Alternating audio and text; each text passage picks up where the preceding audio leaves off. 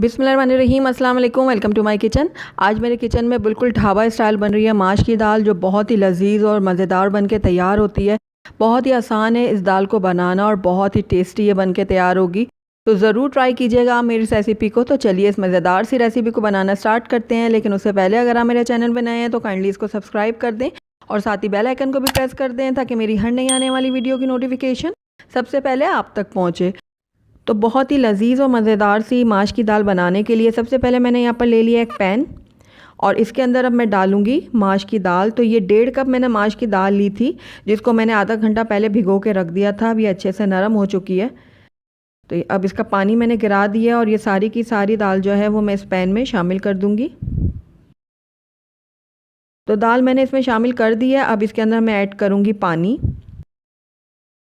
तो तकरीबन 2 कप मैंने इसके अंदर पानी ऐड किया है। मिक्स कर लूँगी इसको थोड़ा सा और इसमें बॉयल आने दूँगी।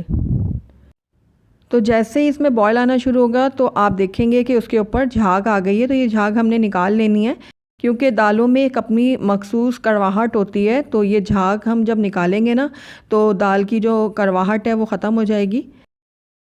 तो बस ये सारी की सारी झाग मैं निकाल लूँगी, जितनी मुमकिन है वो उतनी निकाल लूँगी मैं। तो बस इसको एक दफ़ा मैं दोबारा से मिक्स कर लेती हूँ और इसको अब मैं तब तक पकाऊंगी जब तक हमारी जो दाल है वो अच्छे से गल नहीं जाती। तो तकरीबन 15 से 20 मिनट हो गए हैं दाल को पकते हुए और अब इसको मैं चेक करूंगी कि ये गली है कि नहीं।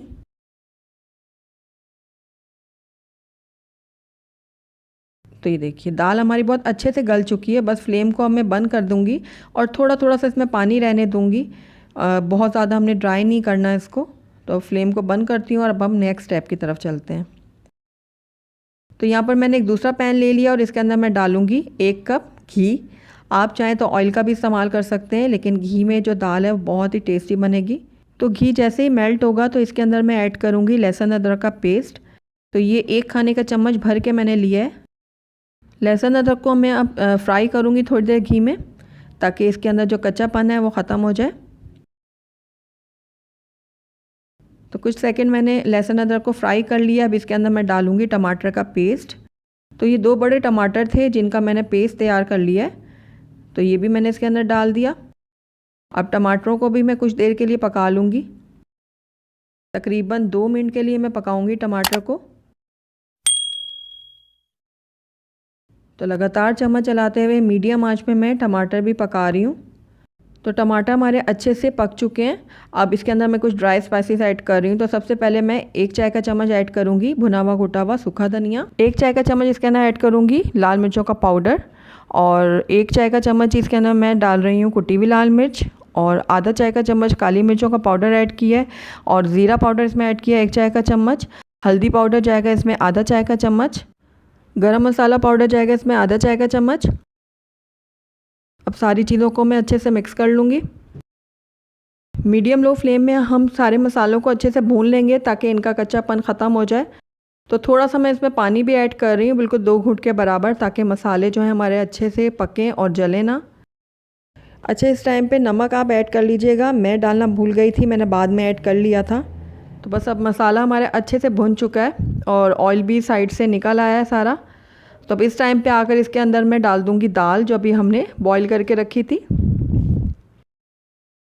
तो ये देखिए सारी की सारी दाल जो है मैंने डाल दी है मसाले में। अब इसको मैं अच्छे से कर लूँगी मिक्स। तो ये देखिए सारी दाल को मैंने मसाले के साथ अच्छे से मिक्स कर लिया है। अब इस टाइम पे आकर इसके अंदर मैं ऐड करूँगी कसूरी मेथी। तो तकरीबन आधा खाने का चम्मच मैंने कसूरी मेथी लिया और इसको मैंने रख लिया है हथेली में और इसको अच्छे से रगड़ के मैं डाल दूँगी दाल के अंदर। तो इस तरीके से डालने से बहुत ही अच्छी सी खुशबू आएगी। और साथ ही इसके अंदर मैं कटी हुई हरी मिर्चें डालूँगी और थोड़ा सा इसके अंदर डाल दूँगी हरा धनिया कटा हुआ।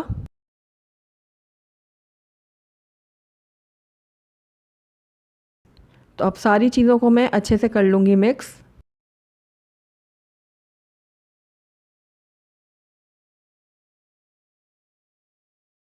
बहुत ही ज़बरदस्त सी खुशबू आ रही है दाल में से और ये बिल्कुल अब रेडी है। बस इसको मैं कवर कर दूँगी और 5 मिनट के लिए बिल्कुल लो फ्लेम में इसको दम के लिए छोड़ूंगी। उसके बाद हम इसको चेक करेंगे। तो तकरीबन 5 मिनट हो गए हैं दाल को लो फ्लेम में पकते हुए। तो आइए इसको अब हम चेक करते हैं। दाल हमारी अच्छे से पक चुकी है, तो बस फ्लेम को अब मैं बंद कर देती हूँ और इसको अब हम डिश आउट कर लेते हैं। अल्हम्दुलिल्लाह हमारी बहुत ही टेस्टी और मज़ेदार सी माश की दाल बनके तैयार है। बहुत ही डिलीशियस बनती है, बिल्कुल ढाबा स्टाइल ये बनके तैयार होती है। और आपने देखा कितनी आसानी से बन गई और झटपट से तैयार हो गई। तो आप इसको गरम गरम रोटियों के साथ सर्व करें या फिर नान के साथ, दोनों के साथ ये बहुत ही टेस्टी लगती है। और अगर आप पराठों के साथ इसको सर्व करेंगे तो ये और भी मज़ेदार लगेगी।